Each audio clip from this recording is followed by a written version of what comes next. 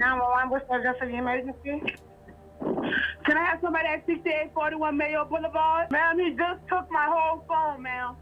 Okay, listen, what is your relationship to him? Who is he? His name is Asia. I've been called y'all. Don't ask me my name. Y'all got my number. The voice on the 911 call was frantic, desperate, and trembling with fear. It was 28-year-old Aisha Davis, a devoted mother, calling for help, warning that her life was in danger. Her words cut through the quiet morning like a siren, a chilling plea no one could ignore. But what happened next would shock everyone. Moments after that desperate call, Aisha would be found shot multiple times, her life taken in an instant. Her body was then run over by her own SUV, leaving her unrecognizable, a brutal act carried out by the very man she had reported, a fugitive who had just escaped from prison and was on a deadly revenge plan. By the time you understand the full story of what he did and how long Aisha had the chance to stop him before the tragic death that would take her life, you are going to feel exactly what her family and the courtroom felt. Stay with me because we are going all the way through this.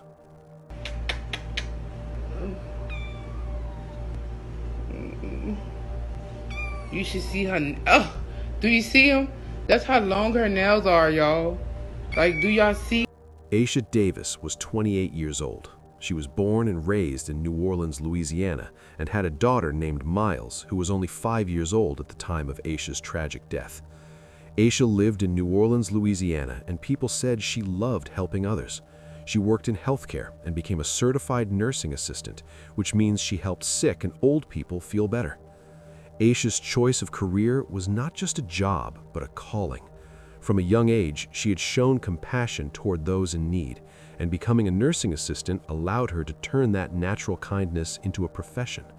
She often spent long hours caring for patients, making sure they were comfortable and listening to their worries. Her co-workers admired her dedication, saying she had a gift from making people feel safe and valued. Heartbreakingly, she would not live long to share more of her gift. Her job was a true reflection of her compassionate nature. It gave her a sense of fulfillment to be able to help others. Her co-workers often admired her work ethic, recalling that she was always attentive and caring, making a difference in the lives of those she cared for. But the same compassion and loyalty that made her so loved by everyone would also attract a man who would ultimately turn her world into a living nightmare. But beyond her work, she had something else more important. Aisha was a dedicated mother. Her daughter Miles was the center of her world. Neighbors often saw her doting on her, making sure her daughter was well cared for. She was a great mom. Her home was always filled with laughter, as Aisha made sure that Miles had the happiest and most stable childhood she could provide. Whether it was helping her with homework or spending time playing in the yard, Aisha's love for her daughter was evident in every aspect of her life. Friends often recalled how Aisha would proudly talk about Miles, sharing stories of her daughter's milestones and dreams. Aisha was also a woman of faith, regularly attending church where she found solace in her spiritual community. Her faith gave her strength during difficult times, and she often spoke about how much she cherished the peace she found there. She enjoyed being an active member of her church and loved helping out with community events. Her church family described her as someone who was always willing to lend a helping hand, which made her death feel even more profound to those who knew her. She took great pride in how she presented herself. She's always dressed immaculately, her hair styled to perfection, and accessories chosen with care. She was the type of woman that made an impression, and her warm smile could brighten even the darkest days.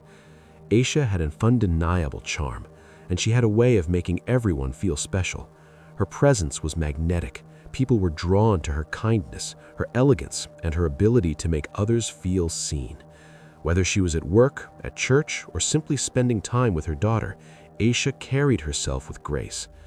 However, Aisha Davis had a personal life that was not always easy. She was in a relationship with a man named Henry Talley Jr., who was 44 years old. Henry had a long history of crime and was known for being violent.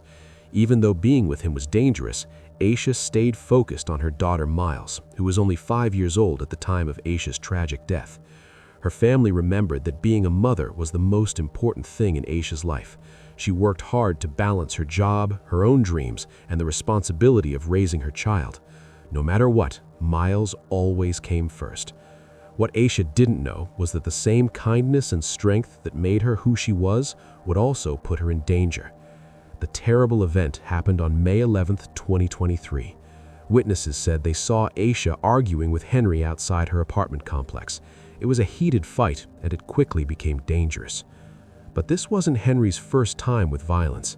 Back in 1996, when he was a teenager, he was involved in a drive-by shooting. A 12-year-old boy lost his life in that shooting. Even though Henry wasn't the one who fired the gun, he was still convicted and given a life sentence in prison without parole. That punishment was meant to show how serious the crime was. For many years, Henry's sentence stood as a reminder of what had happened. But later, the U.S. Supreme Court made new decisions about how young people should be sentenced.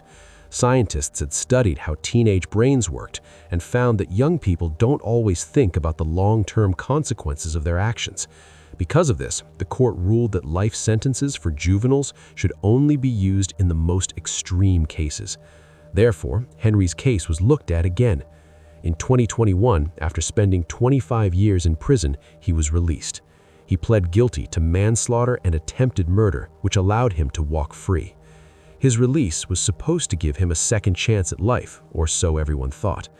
Henry was on probation, which means he was being watched by the law to make sure he stayed out of trouble. On the outside, he tried to look like a man who wanted to change. He went to anger management classes and programs that taught him how to improve himself. To people who didn't know him well, it seemed like he was trying to live a better life. He looked like someone searching for redemption, a chance to start fresh. But underneath that image, the same violent behavior was still there. It was during this time that Henry had met Aisha. At first, he seemed calm and steady, even like he had changed. Aisha believed in giving people chances, but her family and friends noticed something different. They saw how her bright personality began to fade. Henry's controlling and manipulative ways slowly chipped away at her spirit. Her mother especially warned her again and again that the relationship was toxic and dangerous. As time passed, Henry's mask began to slip. He started isolating Aisha, keeping her away from the people who loved her most. He argued with her constantly, often out of jealousy, and his anger would explode without warning. Aisha tried to hold on, hoping she could fix what was broken. She wanted to believe things could get better, but the abuse only grew worse. The young woman who once lived with joy and passion was slowly silenced by fear. Eventually, Henry's violence reached a point that could not be undone. On that May 11th, 2023, Aisha's life would be tragically cut short. This memorial paying tribute to 28-year-old Aisha Davis, who was shot and killed at the intersection of Mayo Boulevard and the South I-10 service road. Her family now grieving the loss of a young mother, daughter, sister, cousin, niece, and best friend. Today, Kenya Davis sits here without her only daughter, Aisha Davis. We barely holding on. Kenya now left to raise Aisha's 5-year-old child, who was born on Mother's Day and will now celebrate her 6th birthday without her mother. That morning had started like any other. Aisha woke her daughter gently, helped her get dressed, and fixed her hair just the way she liked it. She kissed her little girl goodbye, watched her head off to school, and stepped back into what felt like a normal day. There was nothing to suggest danger, nothing to warn her that her world was about to collapse. By the end of that day, everything had changed forever. Aisha's morning routine with her daughter would turn out to be the last memory they shared together. Neither of them realized it at the time, but that simple goodbye, a kiss, a hug, and watching her little girl head off to school would become a moment that Miles would carry forever. What felt ordinary became heartbreaking once the events of that day unfolded. Henry Talley Jr., who had only recently been released from prison after serving 25 years for a manslaughter conviction, had grown increasingly suspicious of Aisha. He accused her of being unfaithful, letting jealousy consume him. Witnesses later described seeing the two outside her apartment complex, locked in a tense argument that quickly drew attention from neighbors. From the way Aisha spoke, it was clear she wanted to end the relationship. She was trying to walk away for good, but Henry refused to let go. His accusations grew louder, and his anger became more dangerous. People nearby heard Asia's voice shake as she pleaded with him, asking if he was really about to follow through with the threats he was making. Her words carried fear and disbelief, as if she couldn't accept that someone she once trusted could turn on her so violently. Moments later, gunshots broke the air. Asia Davis collapsed to the pavement, struck multiple times, and left lying in the street. What began as her attempt to free herself from a toxic relationship ended in a tragedy that shocked everyone who saw it happen. In a horrifying act, Henry then drove his gold SUV over her body, ending her life before fleeing the scene. The New Orleans Police Department quickly launched a homicide investigation. Detective James Fife and his team were assigned to uncover the truth, piecing together the final moments of a young mother whose life had been stolen in broad daylight. For the community, the crime was not only brutal, but deeply unsettling, a reminder of how quickly violence can shatter lives and leave families searching for answers. My grandbaby is like my best friend. I love her to death. And my daughter knew that. I love my daughter. Asia was shot and killed Thursday morning. That's the sickening part about all of this. She's laid out on the concrete by herself. The first challenge investigators faced was the crime scene itself. Asia had been killed on the South Interstate 10 service road near Mayo Road, a busy stretch of road where cars and buses passed constantly, even in the early hours. Witnesses later confirmed what they saw: Henry shooting Asia and then, in a horrifying act, running her over with his SUV. The violence unfolded in plain view of school buses, pedestrians, and passing traffic. Yet despite so many eyes on the scene, the police response was delayed, leaving the area unsettled and chaotic. In Asia's case, it took the NOPD 12 hours to respond to her 2 domestic abuse 911 calls. Whitney Miller was in court and spoke with her family about their fight for justice. He did an overkill, so I would love for him to see us every time. For many, the murder of Asia Davis felt like a tragedy that could have been prevented. She had reached out for help before, making calls to law enforcement because she feared for her life.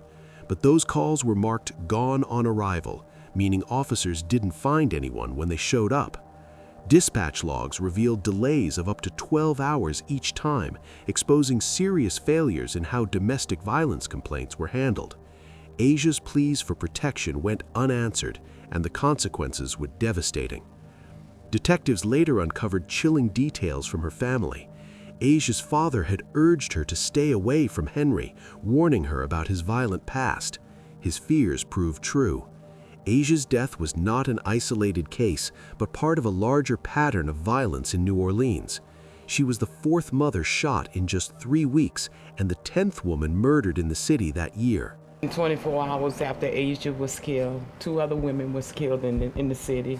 Something has got to be done. It has to stop. Her murder highlighted 2 painful realities: the deadly consequences of domestic violence and the systemic failures that left vulnerable women unprotected. For her family, friends, and community, the loss was not only personal, but symbolic of a wider crisis. Asia's story became a reminder of how urgently change was needed in policing, in support systems, and in the way society responds to women in danger. But Henry won't be hidden from the consequences of his actions for too long. On May 17, 2023, 6 days after Asia's murder, police finally caught up with Henry Talley Jr. He was arrested in the 2600 block of Governor Nichols Street. The charges against him were serious: second-degree murder for the killing of Asia Davis and a parole violation connected to the crime. Because of his past convictions and the documented aggression he had shown toward Asia, investigators considered him a high-risk suspect from the start. Even with his arrest, the city of New Orleans was left shaken. Asia's death was not an isolated event. It was part of a disturbing pattern of targeted killings that had been happening across the city. Families and communities were forced to face the reality that violence against women was rising and that the systems meant to protect them were not working fast enough. Detectives moved quickly in the weeks that followed. The Homicide Division of the New Orleans Police Department canvassed the area where the crime happened, knocking on doors and speaking with neighbors. They collected witness statements, reviewed hours of surveillance footage from nearby businesses and traffic cameras, and pulled cell phone data to piece together the timeline. Asia's history of domestic violence reports against Henry became crucial evidence, showing that her fears had been real and ignored. Our partners at NOLA.com shared with us the dispatch records. Asia called 911 at 6:12 p.m. on the 6th. Asia called 911 back several times. Boy, nobody never came yet. The lack of response angering the young woman. My name is Asia. I've been called y'all. Don't ask me my name. Y'all got my number. A woman in need of help. Ma'am, is somebody coming soon? I have been reported this 2 hours ago. NOPD didn't arrive till 5 a.m. the next day. You call the police over and over and over, the police never come. So it tears me up a lot of days. Asia also called 911 on April 18th. According to police records and her mum's complaint, both times her calls were downgraded. And in both occasions, it took NOPD more than 10 hours to respond. And both calls were marked gone on arrival. Asia was killed on May 11th. Her mum, Kenya Davis, wants answers. How you gonna downgrade them calls like that when you hear stress in a woman's voice? It also says the officer who arrived waits at Asia Davis's residence for approximately 5 minutes before leaving. Kenya believes if NOPD treated Asia's calls as an emergency, she'd still be alive today. My child was a female, and it had a man shoot her point blank in her face where they couldn't even put her face back together so I could have an open casket. The Davis family filed this complaint because they want to see change across the city of New Orleans. They want to make sure that no other young woman dies at the hands of their partner or former partner. And they want to make sure that any domestic violence call to 911 is taken seriously and never downgraded. Investigators also dug into digital records. They examined social media accounts, text messages, and call logs. What they found painted a chilling picture. Henry's threats had been escalating, his controlling behavior growing worse, and his anger becoming more dangerous. Several witnesses came forward to describe earlier incidents where Henry had shown aggression toward Asia, confirming that the violence had been building for some time. With this evidence, prosecutors filed multiple charges: second-degree murder, obstruction of justice, possession of a firearm, and stalking. They emphasized that the combination of physical evidence, witness testimony, and Henry's violent history made the case strong enough to move forward quickly. For Asia's family, Henry's arrest brought a measure of relief.